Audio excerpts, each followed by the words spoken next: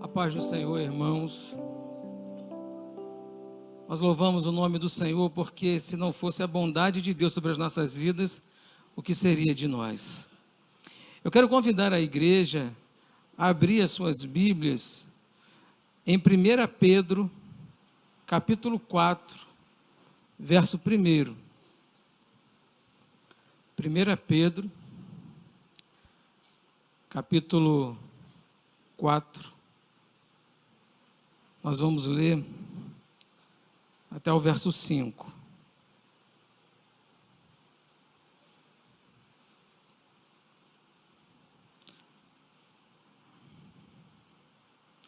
A palavra do Senhor diz assim: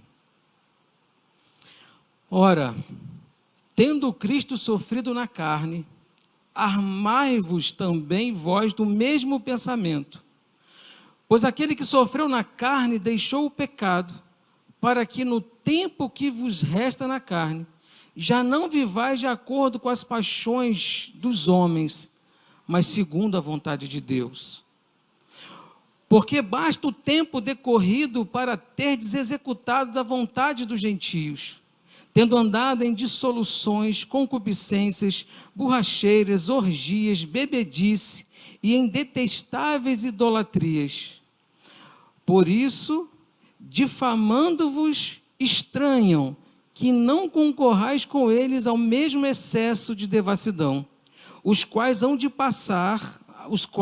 prestar contas àquele que é competente para julgar vivos e mortos. Amém, irmãos? Assentados.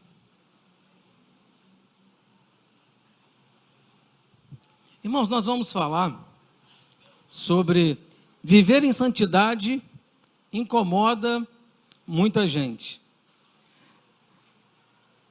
E às vezes nós não pensamos, não percebemos como que viver em santidade, ele gera um confronto, uma luta constante.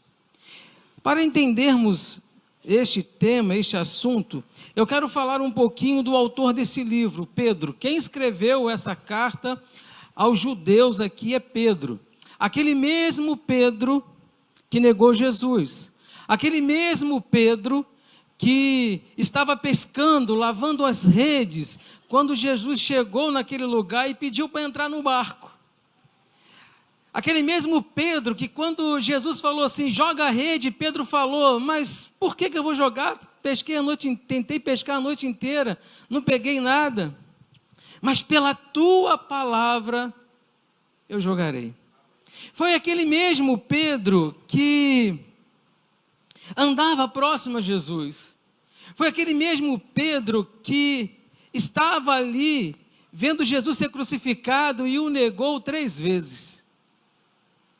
Foi o mesmo Pedro que depois de negar a Jesus, depois de Jesus morrer, as mulheres foram, no terceiro dia, as mulheres foram ao sepulcro, encontraram o sepulcro vazio e voltaram correndo e falaram, olha, ele não está lá. E Pedro sai correndo para ir ao encontro, para ver o que havia acontecido. E quando Pedro chega lá, ele testifica que o túmulo estava vazio.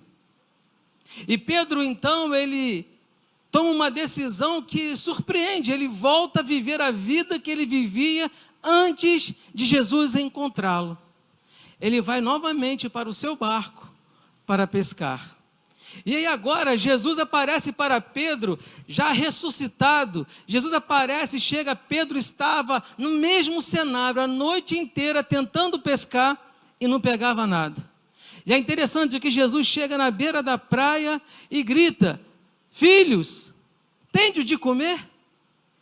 E Pedro, quando ele ouve a voz de Jesus, ele sabia já que Jesus estava ali. E ali Pedro, então, ele tem novamente um encontro que muda, que transforma a vida daquele homem. Quando Jesus fala assim, Pedro, tu me amas? Ele fala, amo, Senhor. E Jesus faz essa mesma pergunta por 3 vezes. E chega um momento, Jesus fala assim, quando Pedro fala assim, tu sabes que eu te amo? Jesus fala, apacenta as minhas ovelhas. E aí, irmãos, eu quero trazer para os irmãos, porque o Novo Testamento nós vamos ver muitas cartas de Paulo. E agora nós vemos uma carta de Pedro. E qual a credibilidade que essa carta tem para os judeus? Pedro é conhecido como aquele que pregava para os judeus. Paulo era conhecido como aquele que pregava aos gentios. Agora Pedro escreve aos judeus, e é importante entender que Pedro tinha credibilidade no meio dos judeus, porque ele estava falando de algo que ele viveu, ele estava falando de um Jesus que ele conheceu, ele estava falando de um Jesus que ele viu ser crucificado, ele estava falando de um Jesus que ele viu sendo ressuscitado. Então Pedro estava falando de algo que ele conhecia, ele tinha um know-how para falar, ele estava falando de algo que ele tinha conhecimento, de algo que ele viveu, de algo que mudou a vida dele. Pedro, nesta carta, ele começa a alertar a igreja sobre um problema que a igreja estava começando a deixar entrar no meio da igreja. A igreja estava começando a permitir outras formas de culto, permitindo imagens no culto, permitindo outras coisas. E Pedro, já não vendo aquilo, ele fala, isso não pode. Estava fazendo ali já não uma palavra que confrontava, que fazia o homem ao arrependimento, mas começaram a trazer palavras que não confrontavam, mas apenas massageavam o coração das pessoas. Pedro, então, ele escreve a carta, ele começa dizendo a carta, ora, tendo Cristo sofrido na carne. Eu quero chamar a atenção disso aqui, quando Pedro escreve isso, ele está dizendo, tendo Cristo sofrido na carne, ele está dizendo, aquele que fez homem, Deus que se fez homem, sofreu, padeceu, pagou um preço. Ele faz questão de lembrar os judeus que Cristo sofreu na carne. E aí ele dá um conselho, armai-vos também vós do mesmo pensamento. O que Pedro está dizendo aqui é para aquela igreja, para aqueles irmãos, que eles precisavam estar atentos para vencer a carne, para vencer o pecado, para lutar contra o pecado. Só existe uma maneira de vencer isso. Ele fala, armai-vos também vós do mesmo pensamento. O apóstolo Paulo, ele escreve da mesma coisa, mas aqui, do mesmo sentido, quando ele fala da armadura de Deus. Revestivos da armadura de Deus. E Pedro fala aqui, olha, armai-vos também vós do mesmo pensamento. Ele está se referindo ao pensamento de quem? De Cristo. Ele está se referindo que nós devemos ter a mente de Cristo. Precisamos entender isso, que a nossa caminhada, se nós caminharmos segundo o nosso coração, segundo a nossa vontade, nós vamos padecer neste mundo. E aqui ele alerta, olha, armai-vos vós também do pensamento de Cristo. E aí, irmãos, eu quero trazer para os irmãos que qual é a maneira de nós alcançarmos a mente de Cristo? Qual é a maneira de nós entendermos qual é o propósito de Cristo? O mesmo pensamento, ou seja, nós como igreja não podemos ter um pensamento diferente daquilo que Cristo constituiu, da sua palavra. Todas as vezes que nós começamos a colocar a nossa vontade, o nosso eu, aquilo que eu penso, aquilo que eu acho, foge da palavra de Deus, e nós não estamos seguindo o pensamento, a mente de Cristo. Não existe como vencer o pecado com as nossas forças, com o nosso jeito, da nossa maneira. Só há uma maneira de vencer o pecado. É tendo a mente de Cristo. E nós precisamos entender que quando nós temos a mente de Cristo, nós começamos a compreender o poder e a autoridade que Cristo tem. Irmãos, você já parou para pensar o poder e a autoridade que Cristo tem? O apóstolo Pedro aqui, ele fala de algo maravilhoso, porque qualquer um de nós talvez não tivéssemos perdoado Pedro quando negou Jesus. Qualquer um de nós, se alguém nega você, se alguém fala que não conhece você, talvez nós não perdoaríamos. Agora Pedro está falando de uma mente, de um amor, de um perdão que vai superar aquilo que é humano.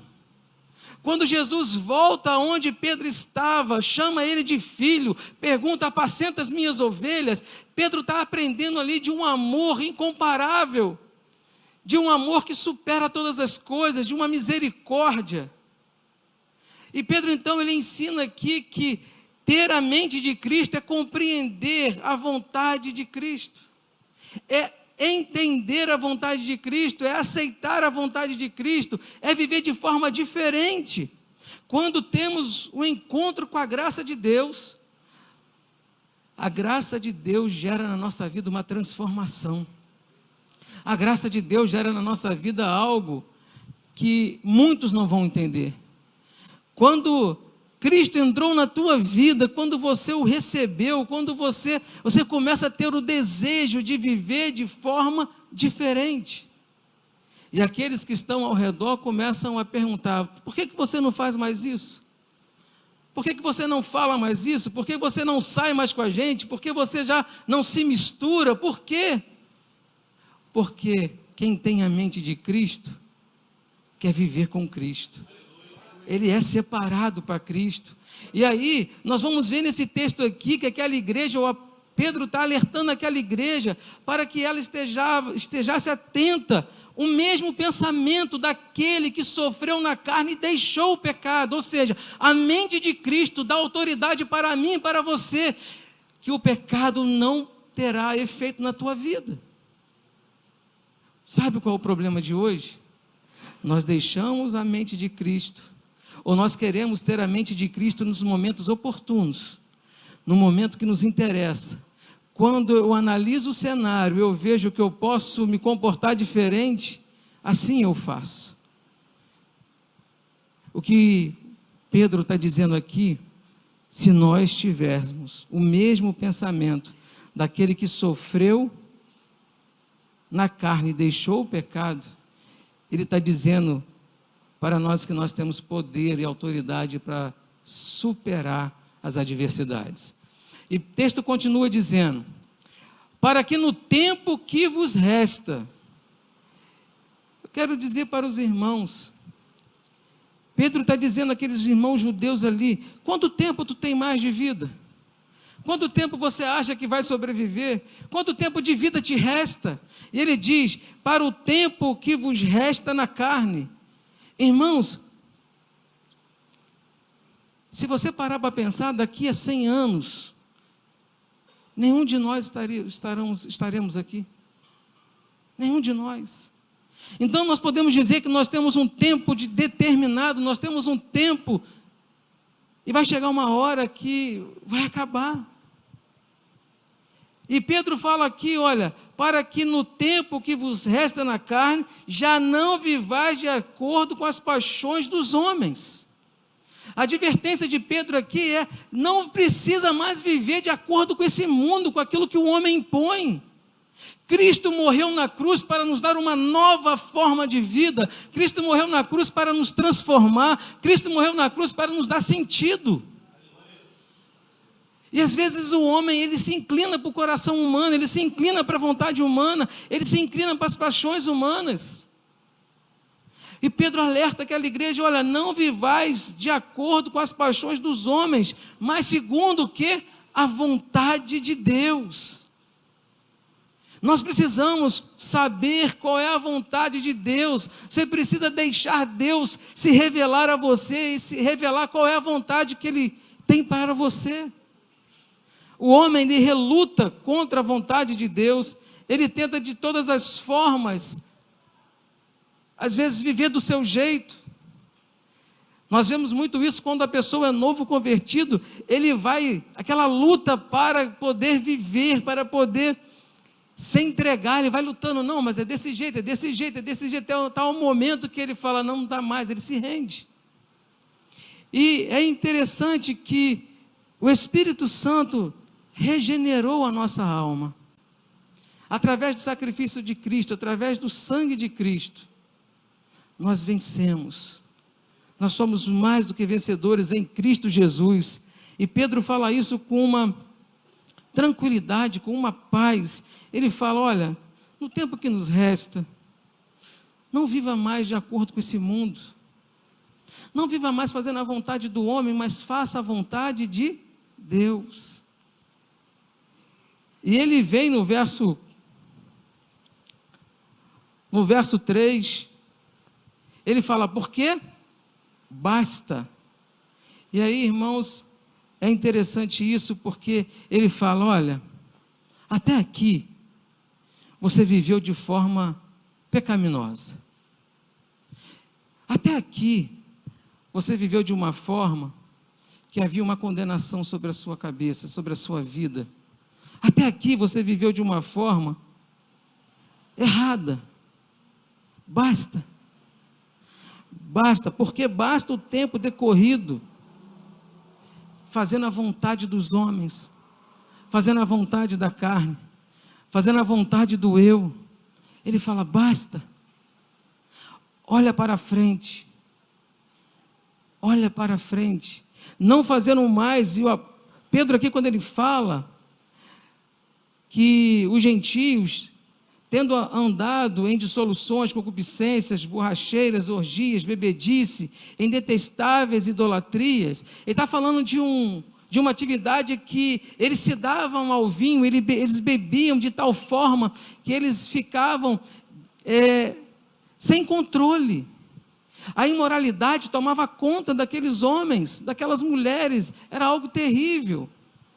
E quando Pedro coloca isso aqui, ele está dizendo assim, basta, Jesus pagou um preço para que você não viva mais isso, Jesus pagou um preço para que vivemos uma nova forma de vida, Jesus pagou um preço para transformar a nossa vida, basta isso. Basta de viver no pecado, nós não somos mais escravos do pecado, Cristo nos libertou. O que Pedro está colocando aqui é isso, Cristo pagou um preço para nos libertar, Cristo pagou um preço para que nós pudéssemos andar em uma forma de vida diferente, viver o novo em Cristo. Não há mais uma condenação, Cristo pagou o preço. E Pedro fala assim, basta, e eu quero dizer para você hoje, você pode dizer para o pecado, basta, a partir de hoje, Cristo é o meu dono. Nós temos condição disso, porque o preço foi pago. Basta o tempo decorrido, basta o que já aconteceu, basta o que você já sofreu, basta. O apóstolo Paulo, ele fala, prossigo para o alvo. O apóstolo Paulo, quando ele fala isso, ele está não olhando para trás, mas ele olha o prêmio na soberana vocação de Deus, da salvação. O diabo, ele é tão astuto que às vezes você viveu errado no pecado, você errou, você falhou, e muitas vezes o diabo vem e vai dizer assim, não tem jeito para você. Muitas vezes ele vai despertar aquela dor, aquela angústia, aquele peso, e vai dizer, acabou, não tem perdão. Mas eu quero dizer, irmãos, que quando Cristo morreu na cruz do Calvário, quando derramou o seu sangue, Ele pagou um preço para perdoar a minha vida, para perdoar a tua vida, para nos fazer uma nova criatura, para nos fazer diferente. Ainda que o inimigo se levante, quantas vezes se levantar ele vai cair, sabe por quê? Porque o sangue de Cristo me lavou, o sangue de Cristo me renovou, nós demos um basta ao pecado. O homem tem condição agora de olhar para si e falar, Senhor, eu sou o mais miserável dos homens, eu errei, eu falei, eu pequei, mas eu me arrependo, Senhor. E quando o homem se arrepende, diz a palavra de Deus que Deus não despreza um coração assim. Nós precisamos entender isso. Não aceite a imposição do pecado na sua vida. Não aceite a acusação de Satanás na sua vida. Não aceite. E no verso 4, diz assim, por isso, difamando-vos, estranham que não concorrais com eles ao mesmo excesso de devassidão. E aqui, irmãos, que é interessante, quando ele fala que aqueles judeus não convertidos difamavam aqueles que eram convertidos ao cristianismo. Eles difamavam por quê? Porque eles dependiam da idolatria para sobreviver, eles dependiam de algo, eles queriam que ninguém se convertesse a Cristo, porque quando se convertemos a Cristo, a conversão transforma, liberta o homem de um jugo, as escamas dos nossos olhos caem, e ali então o apóstolo Pedro ele fala, olha, eles difamam vocês, mas sabe por que eles difamam vocês? Porque vocês não andam com eles no mesmo excesso de devassidão. E é interessante isso quando nós falamos que santidade incomoda muita gente, é nesse sentido aqui.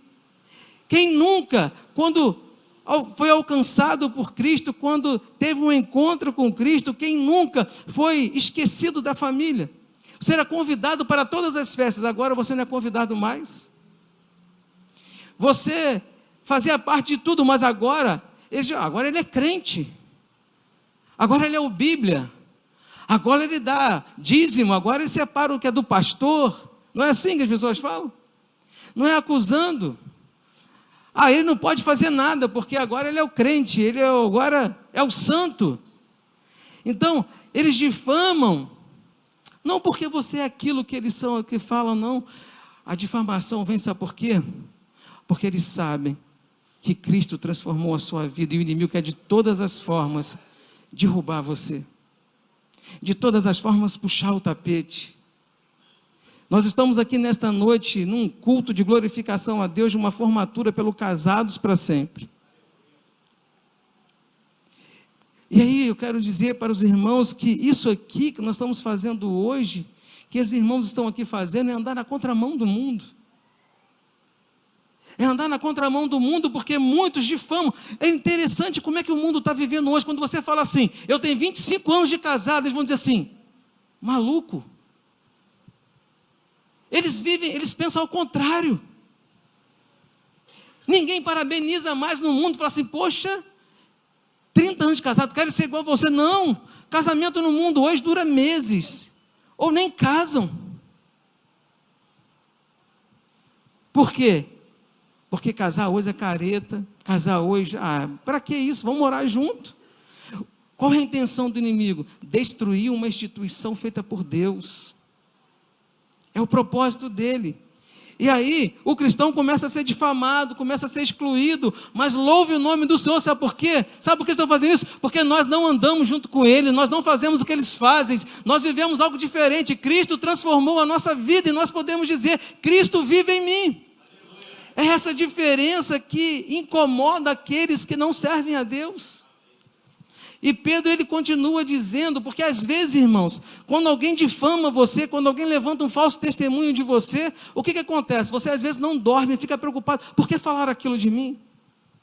Por que fizeram isso? Olha o que o apóstolo Pedro diz no versículo 5, os quais hão de prestar conta àquele que é competente para julgar vivo ou mortos. Eu quero dizer para você que às vezes você carrega um peso sobre você desnecessário. Você carrega um peso sobre algo que foi dito sobre você, algo que foi falado sobre você, algo que entristeceu você, algo que te machucou. Eu quero dizer para você hoje, abre mão disso, porque Cristo pagou o preço por você. Não para você carregar esse peso, carregar esse jugo, carregar esse medo, carregar essa angústia. Não, basta. Basta. Nós precisamos entender isso. Olha, haverá alguém que vai cobrar, que vai dar conta, todos serão julgados. O que Pedro está dizendo àqueles irmãos ali não se preocupa com esses homens, porque o julgamento desses homens não serve para nada. Não se preocupe com o que eles falam, porque o que eles falam não serve para nada. Agora faça a vontade de Deus, porque Ele há de julgar todos. Às vezes hoje o homem, ele prefere fazer a vontade do que a sociedade impõe, do que a palavra impõe. Às vezes ele prefere ceder o que o patrão determina, do que a palavra ensina. Às vezes, num casamento, não se casam porque se eu casar vai desagradar um, vai desagradar o outro. Não agrada a vontade de Deus. O que Pedro nos ensina aqui, que nós seremos julgados todos os dias. Os homens vão julgar todos os dias. Mas aquele que está debaixo da mão poderosa de Deus, não deve se preocupar com isso. Não deve se preocupar com aquilo que o ímpio levanta contra você, porque a santidade incomoda. Todas as vezes que você determina em ser santo, em viver em santidade, o inimigo vai se levantar. Ele vai se colocar de pé e vai dizer assim, eu tenho que derrubar, eu tenho que impedir, eu tenho que fazer alguma coisa. E aí é nessa hora que o medo surge, que a dificuldade surge, que a insegurança surge. Mas que nesta noite você possa entender que viver em santidade pode desagradar muitos, mas agrada a Deus. Não existe outra maneira de alcançar as bênçãos e as misericórdias senão vivendo em santidade na presença dEle. Não há outra maneira de alcançar os mistérios de Deus se não tivermos a mente de Cristo. Não há outra maneira. Não existe atalho. Não existe um jeitinho. Não existe. O homem precisa nascer de novo. O homem precisa deixar o velho homem morrer e se entregar a Cristo. Abrir seu coração para Cristo. Deixar Cristo conduzir a sua vida, dirigir a sua vida. Deixa Deus dirigir a sua vida. Nesta noite, da mesma forma que Pedro alertou ali aos irmãos, os judeus, hoje a palavra também é para um alerta para nós. Que nós possamos entender que o que vale a pena é fazer a vontade de Deus. Que vale a pena é servir a Deus. Que vale a pena é ser fiel a Deus. É necessário sim, irmãos, que nós andemos na contramão do mundo. É necessário sim que nós tomemos uma postura de fidelidade a Deus. Não abra mão disso. Não abra mão dos princípios da palavra de Deus. Não abra mão daquilo que a palavra tem nos ensinado. Não abra mão. Pedro foi o homem que ele viveu os extremos. Uma hora estava tudo muito bem com ele. De repente ele nega Cristo. Arrependido, com vergonha, ele volta para a origem dele. Mas quando Deus separa, você pode tentar fugir. Deus foi lá e resgatou Pedro de novo. Deus foi lá e buscou Pedro de novo. Eu quero dizer para você, meu irmão, você é um escolhido de Deus. E você não pode deixar o pecado dominar a sua vida. É dia de dizer um basta para isso. É dia de dizer que daqui para frente, o que importa é eu viver em santidade, fazendo a vontade de Deus. Ah, não vou agradar minha família, não tem problema.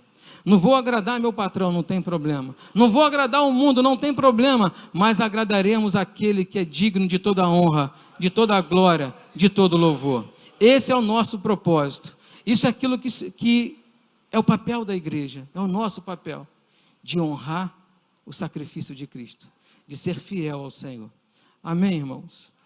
Vamos estar de pé, nós vamos louvar ao Senhor.